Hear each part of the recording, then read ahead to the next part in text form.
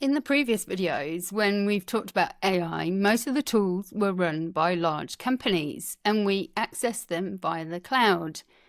Much like a public library, it has a large selection, expert researchers, and shares knowledge between multiple locations.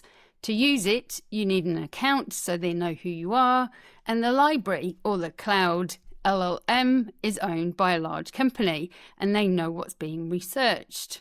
In comparison, local LLMs are like having a private library. It has a smaller selection of books, but they are owned. No one knows what is being read, and access is instant, even without the internet. In this video, we'll look at local LLMs, data centers, and sovereign AI, and what this means for you and your business. So when we think of AI, we're thinking usually of the cloud tools. These are run by large providers like OpenAI with ChatGPT and Anthropic with Claude, or you might have them embedded in your workspace or use things like Google's Gemini, DeepSeek. Usually we're accessing these via apps. With local LLMs, we're considering these as open source AI models where people are running their own versions essentially. They're hosted in the cloud, but these can be in private environments. And there's an early movement towards local deployment, people building their own local versions. So this means that AI is moving from something you access to something you can increasingly own and shape. So when we refer to local LLMs, we're talking about open source LLMs that have been downloaded and adapted to suit your purpose. Essentially, anyone can download them and modify and run these. Like a home library, a local LLM runs on personal hardware. It's within your house or your own computer. Data never leaves the computer, making it secure for sensitive private or company data. The library can be filled with books, or the model can be trained on specific subjects. Apart from more control and data security with sensitive data, which stays internal, a fundamental requirement if you work in a complex industry, there are additional benefits too. Local LLMs don't require internet access. They're speedy, they can provide instant responsiveness, they're highly customizable, and you're only paying for the cost to power it. Where you'd need a subscription for cloud models, local models only require the cost to power them and house them, assuming you don't have a computer already. People are using them when privacy is essential, offline work is needed, or free or unlimited text generation is required. Because the cloud LLM has access to more subject matter, it's smarter and has more knowledge, simply because it's larger. Cloud LLMs are more capable at complex reasoning, very large context windows, or cutting-edge capabilities. What this means is that your local LLM can't do things that require it to think about too many things at once. Its memory might not be good in a long conversation, and it won't automatically start to be able to do clever things yet. A lot of local AI is still in the cloud for now. You can create a closed cloud environment only you can access with organizations like Amazon Web Services that you build within. However, it's still owned and operated by AWS or the hosting company. So while some businesses are using open source models, they're still running them on cloud infrastructure. So it's not fully local, but it is more controlled and private. The reason I'm excited about this is because of what it could enable for local communities and small businesses as a whole. Instead of value concentrated in a few locations, we'll see businesses running their own systems, essentially meaning the capability can exist anywhere. The in-between major cloud LLM providers and local LLMs is regional and sovereign LLMs, where regional LLMs may be able to perform more complex tasks than local, and sovereign more so again.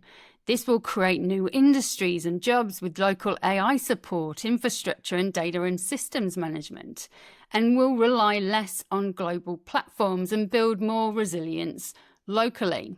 AI doesn't have to be centralized. In fact, It should be decentralized, built locally within businesses and communities. So what are data centers? Essentially, these are networked computer servers, storage systems that store, process, and distribute massive amounts of digital data. Just like the cleaning team are sometimes the unsung heroes behind the scenes, data centers keep everything running smoothly. Imagine trying to clean a large office that thousands of people attend every day on your own with only a brush. It would take you a considerable amount of time to do even the smallest task. Compare that to a cleaning team of 100 with specialist equipment, skills and knowledge to get the job done. You'll do it much faster and much more efficient. Data centers keep much of our digital world alive. When you stream a movie, scroll social media or access your banking app, you're using data centers.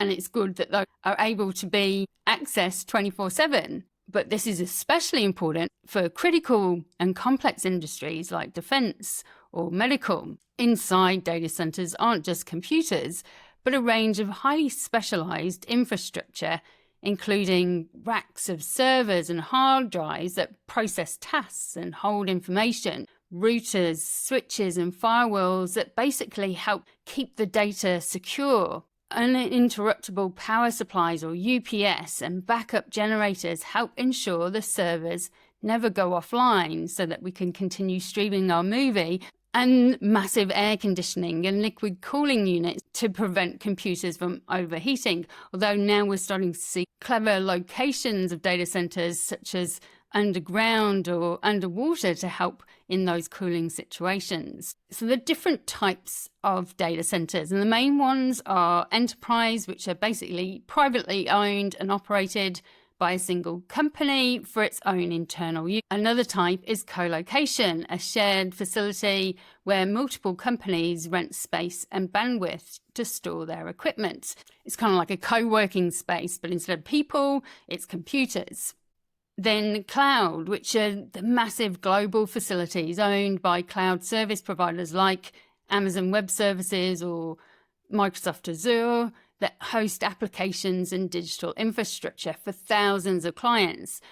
Many of the major applications that you use will be hosted in these data centers. And these data centers are located across the world. There are a number of data centers owned and operated by AWS and foreign companies in Australia. But there are also centres owned and operated by Australian companies, and Australian companies investing in the development of them, including NXT, CDC, Macquarie Data Centres, Hickory, who were an Australian construction company diversifying into building hyperscale data centers now, and leading edge data centers, who are focused on bringing regional edge data centers to regional Australian towns. What is sovereign AI? So sovereign AI is a country or organization's ability to independently develop, deploy, and govern artificial intelligence using its own infrastructure, data algorithms, and talent. So when we think of local LLMs, that's our ability to use open source artificial intelligence technology that we can adapt and modify ourselves and then roll out or deploy, make that available internally within our organization or to our stakeholders outside externally. When we think of data centers are the processing power for large amounts of data. We might host within a data center, or we will host locally on our own computer. Currently, most businesses are hosting within the cloud, and so they will utilize data centers. In most cases, you can select your data to be stored in a data center in Australia for some of the large companies, or if you're building and deploying yourself, you select one of the Australian data centers that we talked about in the slide before. When we consider sovereign AI, then sovereign is essentially your organization, your business's ability to independently develop, deploy, and govern artificial intelligence using your own infrastructure, data algorithms and talent. But this can also apply regionally and nationally. From an Australian point of view, this would mean that Australia builds its own LLM based on its own values and its own information. So why does this all matter? Essentially, what this does is it shifts from us renting third-party, foreign-hosted AI systems to actually owning AI that reflects local values, laws, and security needs through all the technology needed to operate it. Effectively democratizes and decentralizes the technology and ensures that we can be fully compliant at a national level, but also if it is that we work in complex industries. We can control our data and ensure its security. We can consider ethics, the ethics of LLMs and what it's trained on. We can be more transparent about that. We can consider sustainability. So it gives us more control, it gives us more ownership, and it allows us to make decisions rather than be governed by the decisions in the large organizations that run the large cloud LLMs. It also builds our resilience in the supply chain. Essentially, it's protecting our organization or national interests in complex industries, again, like medical, defense, or finance, against any supply chain disruption or policy change, because there's no dependence on third-party foreign systems. So what does this all mean for you right now? Well, essentially, you'll be using cloud tools, but start to consider where your data is housed and what data you are using and what data you feed within the different tools. Focus on building your own capability. You don't have to know all of the technical details, but you do need to understand and make decisions about what you and your business will do. Data security is fundamental for many industries, but should be part of your consideration when you're thinking about how to intentionally embed AI in your operations. Start to become aware of the open source options, potential for private deployments, building your own capabilities, your own technical capabilities, and that control over your data, especially if it's sensitive. Then build your understanding about private AI environment. You can go even further than that and build your own hardware and server rooms. Local models can be used for sensitive work, on the understanding that more complex or context-rich work might not get you the same results currently. So you might have hybrid systems, and then consider your support and support for sovereign AI and what that could mean for business and the nation as a whole. So in the future, in an AI-enabled world, we won't just be considering the tools. We'll be deciding where those tools are located, how those tools are run, what those tools do, and how the tools are embedded within your operational and human systems. We're moving from a world where AI is accessed to one where it can be embedded into businesses, industries, and regions. In the next video, we'll be looking at data security in more detail and sustainable and ethical use of AI.